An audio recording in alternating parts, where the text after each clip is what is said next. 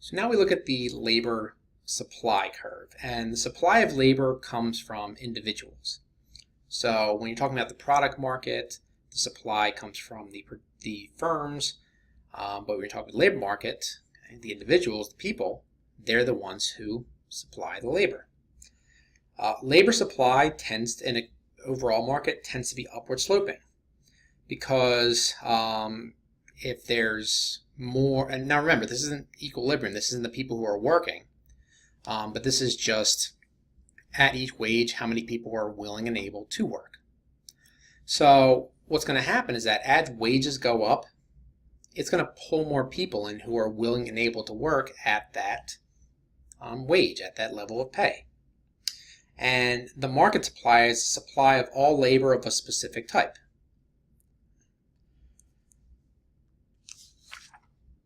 And then, so the one thing you need to talk about though is the supply of labor in a competitive market. And so if all types of labor of a profession are equally alike, there's nothing different between them, each worker has the same amount of productivity, right? Then you have what's called a competitive market. And basically with a competitive market, the idea is that it doesn't matter who you employ, any person there is going to be the same. Now, in practice, that's difficult to prove because everyone's different as far as effort and previous experience and so forth. But let's just say data entry. Let's assume that data entry, everyone's exactly the same, and they can put data into a computer all at the same rate. Well, that's a competitive market. So no matter who you hire there, you're going to get the same amount of output. Well, when that happens, what's going to happen is that you're going to have a horizontal supply curve. No matter if wage goes up or down, the supply is going to be the same.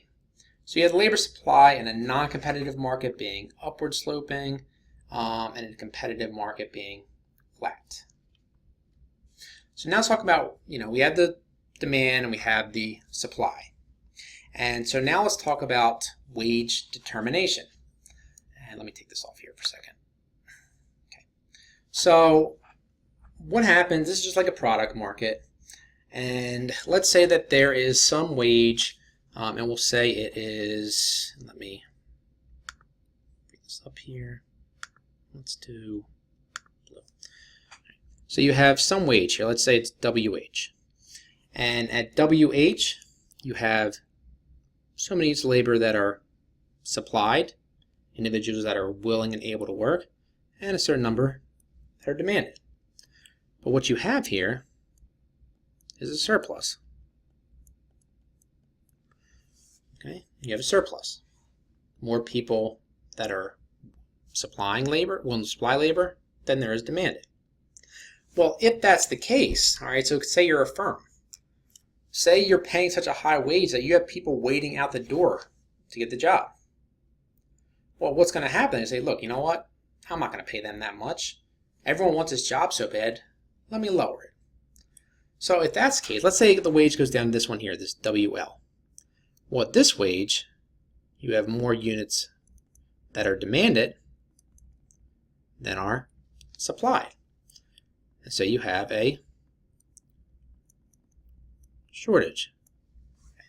Well, if you have a shortage, the firm wants to hire all these people at this wage, but not that many people are willing to work.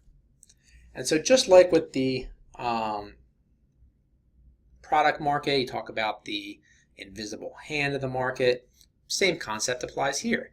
Well, here the firm's going to say, look, I need these people, no one wants this job, so I have to pay a higher wage. And so this goes on, and then you get to this W star here, right, which is called the market clearing wage, and it's the wage where the quantity supplied of labor is exactly equal to the quantity demanded of labor. Let me take this off here, bring this back in here. So if we look at this, that W star, that's going to be the market clearing wage, the wage where there's no surplus or shortage of labor. Well, if we look then at the market versus the firm. So what happens is wage is determined in the market. And this should say, oops, let me fix this here, this is firm. So what happens is that you have the market, we have the supply of labor and the demand for labor. And the demand of labor is made up of all firms. Well, you get this W star, this market clearing wage. And what ends up happening then is that each firm takes that wage as given. So you might think to yourself, well, why?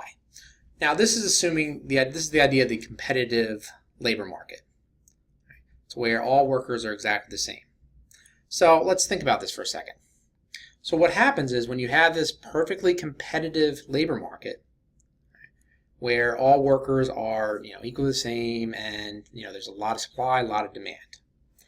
Well, what's going to happen then is this is that market clearing wage. So at that wage, the supply of labor is exactly equal to the demand. So you have exactly as many people that are willing and able to work as firms want to hire. And so you're the firm. Okay, you're one specific firm. Do you want to charge higher than that wage? Well, why? The total amount is exactly equal to the total amount supplied is exactly equal to the total amount demanded. All right. And so why pay higher if you can pay why pay $12 an hour? You can pay $10 an hour and get all the work you need. Okay. So you're not going to charge more. The firm can't charge less, because what's going to happen is if they try to charge less, they're not going to get any. Because the idea with the competitive labor market is you have a lot of buyers and a lot of sellers. And so if they try to lower the wage, firms just aren't going to work for them, because everyone else is paying that let's say $10 an hour.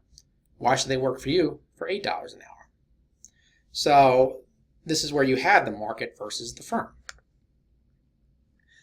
Just as with other the product markets, if anything happens that causes the demand or supply to change, increase or decrease, wages and the employment levels are going to adjust. And so if something happens that causes the demand for labor to go up, well, that's going to cause wages to go up as the market readjusts. Now, that assumes that markets are free. What if markets aren't free? What if something is stopping them? Workers, the workers are paid appropriately at that market clearing wage. Workers sometimes, however, can be overpaid. And it's tough for the idea of underpaid, because what happens when the market is not free is that there's something that keeps wages high. It purposely keeps wages high. And so examples of these are where you have trade unions, where you have central negotiation to where there's an above average pay that's negotiated. And then the other example is if you have a minimum wage law. So if we look at this, let's say that there is some wage, all right, this WH, and that wage is being mandated, either because of a union contract or minimum wage law. Well, what are the implications? Well, the implications is that you have this surplus of labor. But the less of the two is what's going to actually be sold in the market, so that that level of is going to be what's sold in the market. Now, the other implication is that you have that scale effect we talked about. Because the wage went up, it became more expensive to produce, and so the market equilibrium of that good, the quantity went down, so there's less being sold. So there's the product side, but there's also the labor side, because that WH, that higher wage, caused the number of people working to go from B to A. Now, there's other parts of this. We talk about surplus, which we'll talk about a little bit more, but that gives the basic idea. Now, it can also be the case where workers are underpaid. Let's just say WL here, where there's more demand for labor than supply, but that A is also where they get paid. And that can be the case, and where the employers are having trouble finding and keeping workers. Now, when it comes to labor supply, jumping back here, there's some preferences. And so there's a couple things here. One, the reservation wage. So we talked about supply so far as just downward sloping, it keeps on going. But in reality, you know that people aren't going to work for a penny. And there's some amount that they have to be getting, or the market as a whole has to be paying to get anybody willing to work.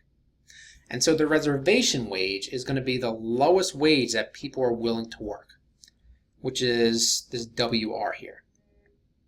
And so at WR, when you get the WR, there's L0 people who are willing to work. And then you have the regular upward sloping supply curve. The other thing is this idea of economic rent.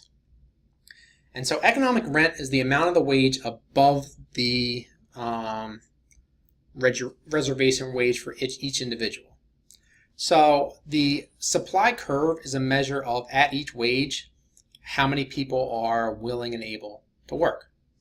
Well, at any given level on here, so for example, these workers here, for example, at this wage here, well, these people are willing to work for something less than W star, but they're getting W star. So that rent is the amount above the wage that they are willing to work for. It's an extra benefit.